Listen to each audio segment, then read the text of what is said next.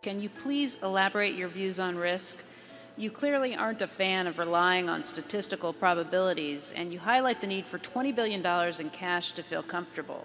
Why is that the magic number, and has it changed over time? Yeah, well, it isn't the magic number, and there is no magic number.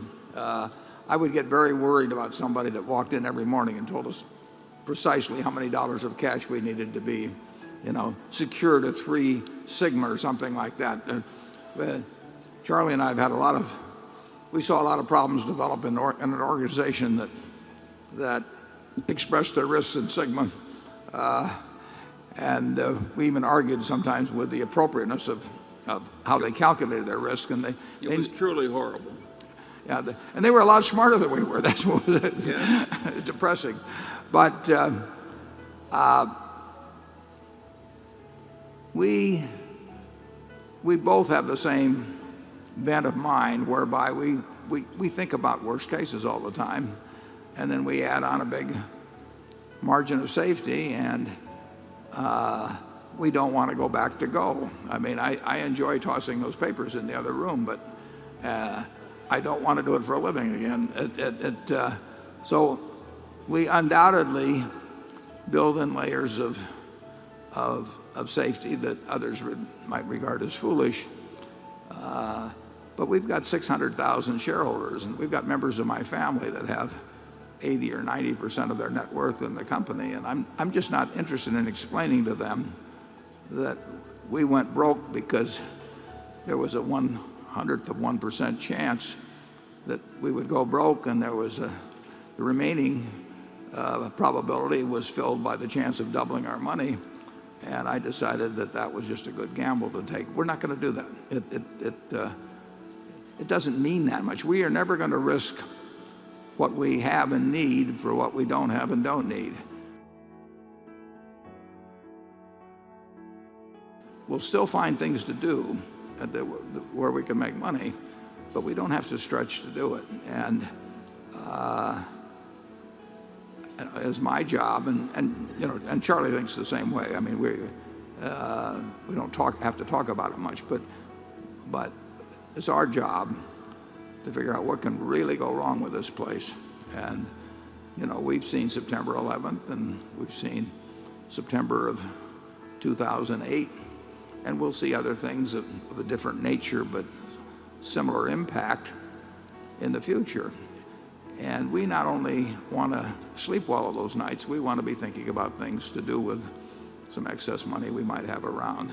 So it is, if you're calibrating it in some mathematical way, I would say it's really dangerous. I could give you a couple of examples on that, but unfortunately I've learned about them on a confidential basis. But some really great organizations have had dozens of people with advanced mathematical training and thinking about it daily, making computations, and they don't really get at the problem.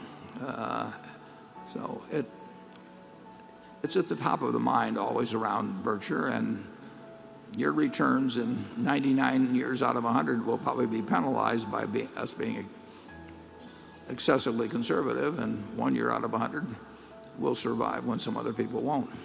Charlie? Yeah, but how do these super smart people with all these degrees in higher mathematics end up doing these dumb things? I think it's explainable by the old proverb that to a man with a hammer, every problem looks pretty much like a nail. They've learned these techniques, and they just twist the problem so they fit the solution, which is not the way to do it.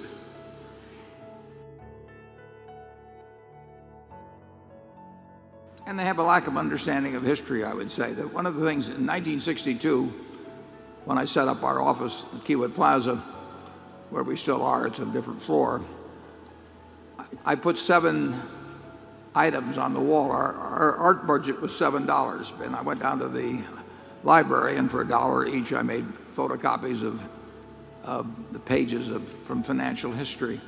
And one of those cases, for example, was in May of 1901 when the Northern Pacific corner occurred. And it's kind of interesting in terms of being in Omaha because Harriman was trying to get control of the Northern Pacific and James J. Hill was trying to get control of the Northern Pacific. And unbeknownst to each other, they both bought more than 50% of the stock. Now, when two people buy more than 50% of the stock each, and they both really want it, they're not just going to resell it. Interesting things happen. To the shorts.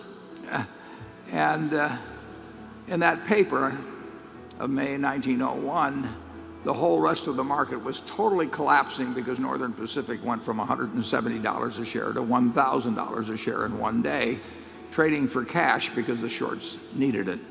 And there was a little item at the top of that paper, which we still have at the office, where a brewer in Troy, New York, committed suicide by diving into a vat of hot beer because he'd gotten a margin call. And to me, the lesson, that fellow probably understood sigmas and everything and knew how impossible it was that in one day a stock could go from 170 to 1,000 and cause margin calls on everything else. And he ended up in a vat of hot beer, and I've never wanted to end up in a vat of hot beer. So and those 7 days that I put up on the wall, life in financial markets has got no relation to sigmas. I mean, if everybody that operated in financial markets had never had any concept of standard errors and so on, they would be a lot better off. Don't you think so, Charlie?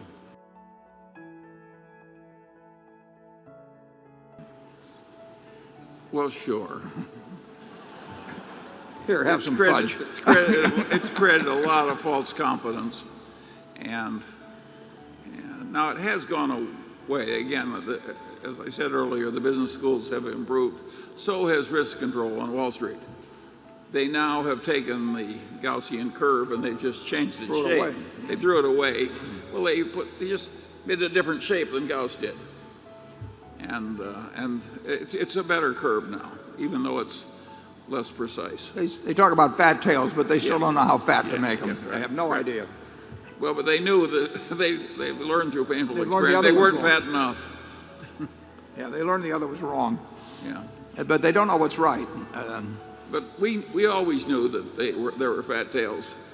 Warren and I at the Solomon meetings would look over at one another and roll our eyes when the risk control people were talking.